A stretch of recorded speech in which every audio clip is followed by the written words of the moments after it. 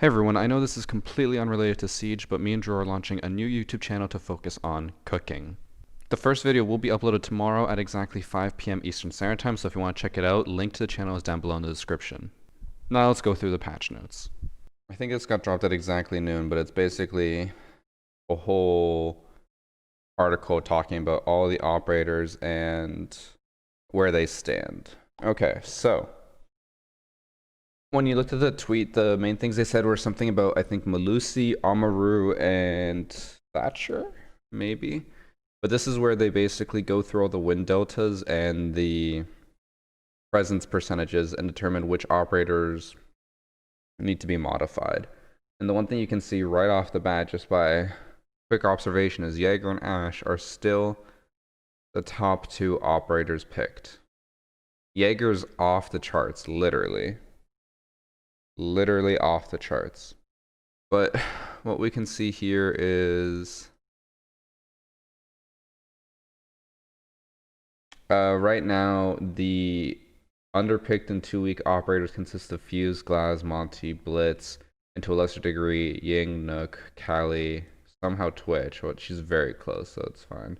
Capital, and then Lion's just on the very edge of underpicked 2-week as opposed to over or underpicked too strong. But not really any huge surprises there other than Twitch. What is surprising is the next section, but first I'll do the defenders. Jaeger. What do we do about Jaeger? How do we stop him from being picked 90% of the time? You want to know? I have the answer. You guys aren't going to like it. Hey, Council. That UMP doesn't really suit you. Might as well swap it with the 416 on Jaeger, and then Jaeger can get the UMP instead. How much would you guys hate that? I think that's the perfect solution. Swap their weapons. Jaeger doesn't need the 416, Castle does. No, yes. Ooh, two yeses. But it's an FBI defender gun, it doesn't matter. But I think that's the fix. I'm gonna stop playing Siege. I think that's the fix. Give Jaeger the UMP and give Castle the 416. Jaeger would go down to about 30% pick rate probably and like be where Vigil is. His weapon would be weak, but his kit would be so fucking strong. Also, give him back 3 speed if you're giving him the UMP. But very easy fix right there. But other operators on the underpicked in 2 weeks are Tachanka, no surprise there, Warden, Clash, Frost, Goyo, Oryx, Cade, Wamai, and Mozzie. Mozzie's like almost perfectly in the middle though, so we won't really count him. The Cade and Wamai are also very close, but still a little underpowered. These ones are not surprising at all. Oryx is almost on the brink of imbalanced. But that's the win deltas and presence. So now we're going to move on to the operator bans, which is this is the first time, I believe, since pick and ban has been implemented and that they've given us stats, that Jackal was not the #1 banned operator. I believe every single season and like patch notes that they've done of this or designer notes, Jackal has always been #1 and always above 70% ban rate. But now Thatcher has dethroned him, which is surprising. But I think it's because teams would rather have a Jackal and be able to track roamers than to be on defense and face a Thatcher, because Thatcher ruins everything. Just because Thatcher can destroy like all bandits, Kaids, like allow breaches to happen. In the higher ranks of play, people would rather ban a trick, put down all their utility, and not have to worry about a Thatcher just destroying everything. Roaming wise, they feel like they can take on a Jackal. But that is a little crazy. Ace being banned so much as well is kind of surprising. I don't think he should be banned that much. I think his utility is very strong, but I would not put it above Maverick. think Maverick is, or should be a higher ban just because he has absolutely no counters. I don't know why no bans there, but apparently that's the thing. I think these are the people similar to Roy who think that what side you start on matters. And people will do no ban. Like if you're on attack first, they'll do no ban because they're like, oh, we're on attack. We need the momentum. Fucking bullshit. But then for defenders, we have, honestly, no surprise here, Melusi at 61%, almost overtaking Mira. And Mira and Echo have consistently been top 2 for every single patch notes up until now. Melusi dethroning Echo and almost taking out Mira as well. Because guess what? Melusi is probably the least fun operator to go up against. It's less fun than Echo. Even with Echo's new 10-second disorientation no matter what, and his drones being invisible, Melusi's still more annoying. And why is Mira banned the most? Mira's banned the most because unless you have a Twitch or you have a flank, Mira windows are impossible to take care of. They just sit there and they watch you and they get the full advantage. They can just, as soon as you walk into sight, line you up and shoot you, and they can kill you before you can even react. So Mira makes sense to be banned. The rest of the bans after the no ban just make no sense. Well, kind of. Kaid kind of makes sense just because matches. Maestro because his bulletproof cameras can be annoying. Captain and Jaeger just are bullshit ones. Clash and Valkyrie. Valkyrie makes sense because the cameras are really annoying, especially when you're running around. Clash is just lower ranks, don't like to deal with her. I think in... I'm going to take a wild guess here when I say this, but I want to say that in probably 20% of my matches so far in Copper or Diamond, Clash has been banned. I want to say that. Alright, now, things happening. These are things I think that are going to happen for sure, right? Yeah, these are the changes that are going to be coming with the next patch, which I don't think they have a set date for. But the big one, Fuze is getting an extra cluster charge. Fuze will now have 4 cluster charges. 4. That's a lot. That's a lot of damage. That means now Fuze can take out every single ADS and Wamai on site and still have 2 cluster charges left over. That's crazy. Because now he has 20 total projectiles, which is more than any other operator in the entire game. I can't wait to play Fuze in some unranked. But they're mainly trying to just boost his pick rate because his pick rate, as you saw here, is abysmal. And then we've got Gridlock, which is basically they're making the tracks deploy faster. So instead of taking 13 seconds to deploy, they're only going to take 9 seconds. And the way they do that is each caltrop takes, or this might be separate. Each caltrop now takes like half the time to deploy. I don't know if that's added on or I don't know if these are like cumulative or not. And now when you throw the tracks, it's going to take half a second before it actually starts deploying. Because I believe right now, as soon as you throw it, the first caltrop immediately pops out. Now it's going to be... Yeah, maybe... Yeah, now it'll be 0.5 seconds or 0.45 seconds. You throw it, half a second, then it starts going.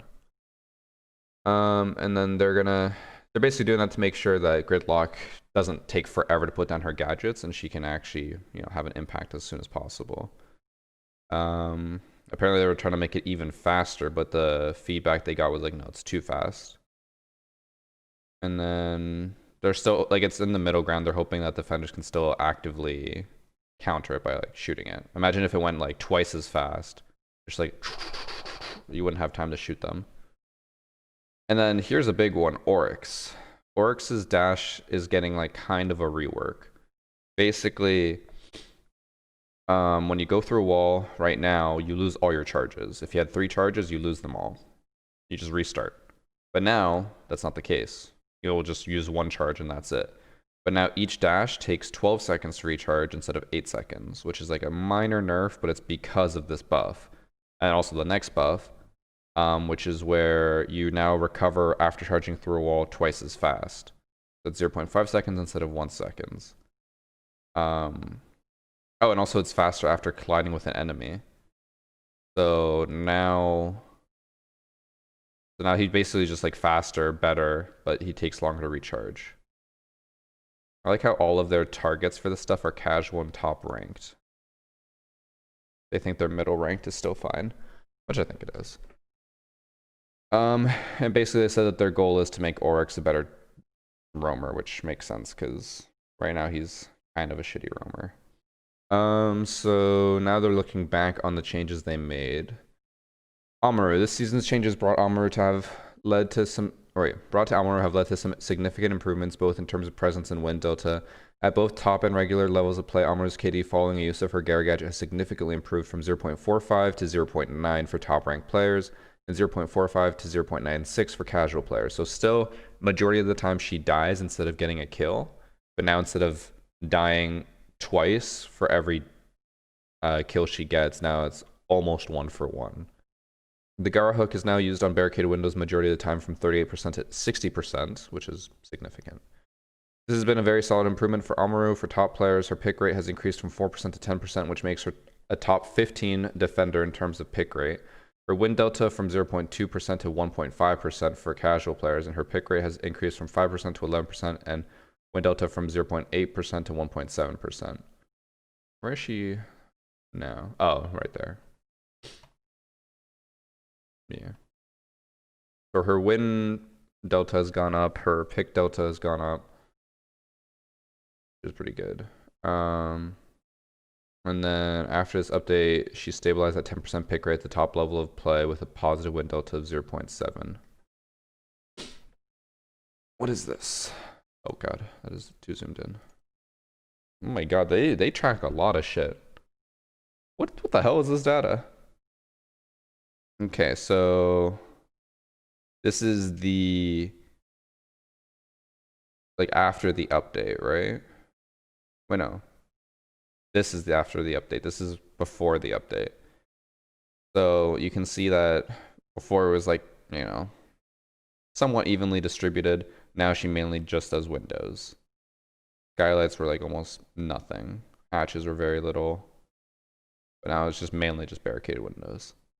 And then what is fight percentage? I'm assuming this means that after she goes through whatever it is she's going through, she gets into a fight, which is still majority of the time it's open windows, hatches, and barricaded windows. That hasn't really changed anything. Makes sense, because like why would you go up a ledge or a rail or wait, what is a fake window? Chat, what the fuck is a fake window? I don't know what that means. Like a glass window? I don't know what a fake window is. Oh, but apparently going through fake windows is significant sometimes. That's Amaru. So Oryx. They added angled grip to Oryx players, and well, it seems that this has not been fully accepted amongst the community. The vertical grip is still picked 59% of the time. In the current season, Oryx has a slightly higher win percentage, 7% higher kills per round, and a better KD ratio that exceeds 1.0, which is good. I think the vertical grip is mainly because not many people know that the angled grip got changed or added. I actually still ran vertical grip for like almost all of the season until a week ago or something. And it says, it looks like players have responded well to the Remadash damage reduction, which it used to be 10, now it's 5. At both levels, we see significant increases to the number of wall dashes per round, increasing by 16 and 26%. We've seen a nice reduction in rounds during which the Ramadash is not used. Went from, wait, what? Normal people, like regular players, wouldn't dash in 22% of rounds. At all? That has to be like going through walls. Because there's no way that in 22% of rounds, people would not dash at all. Like never. Right? That has to be it. And then Oryx's increase in win delta has gone up. It's still in the negatives, but it's gone up. And then, oh no, now it's even more up. And then Echo, as a result of the disorientation effect changes, Echo players at both the top ranked and casual level have seen a reduction in the percentage of kills they score on disoriented targets. Why? Why are they going down? The disorientation effect is a buff for him. Because it went from, it would hit you and then you could lay down and it would go away in 2 seconds, to now it just is always 10 seconds. Why would that make his win rate go down and his kill rate go down? Wouldn't that be a buff? Confused. Whatever. And then last section, Kali. Changes brought to Kali's lance has led to a 13% reduction in lances destroyed per round, and 10% reduction in casual play. 10% increase to gadgets destroyed per round. And then... Wait, oh, they changed the recoil on the sniper? I didn't even notice that. I didn't notice that they reduced the recoil at all. And then now the sniper has less kills per round on average because they added the SMG9. In Year 5, Season 1.2, 35% of Kali's kills at the top level came from her C75. And then 65% were from the sniper. And now it's 49% with the SMG. And I'm assuming 51% with the sniper. And her pick rate's going up in both casual and top ranked. And her win delta went up by 0.4. Interesting. So overall, interesting things. The Fuze getting 4 cluster charges is... I don't know how I feel about that. And then Gridlock getting a small buff, Oryx getting a buff. These operators will now be a lot stronger. I still don't understand how Echo suddenly got weaker. I think it's just because now people are banning Melusi more, that Echo sees more play, and that Echo now... people like aren't as good with him, because most of the time people who would play Echo when they wouldn't ban him would be really, really good with him, and now he just doesn't see much ban, so then anyone can play him and they're just shit. At least that's my theory. But that's it for the Year 5 Season 2.3. I don't know when this patch is going to come out, but interesting changes. That's for sure. Rob will love the Fuze charge change. I'll probably play a lot of Oryx once that gets changed, and everything else looks good.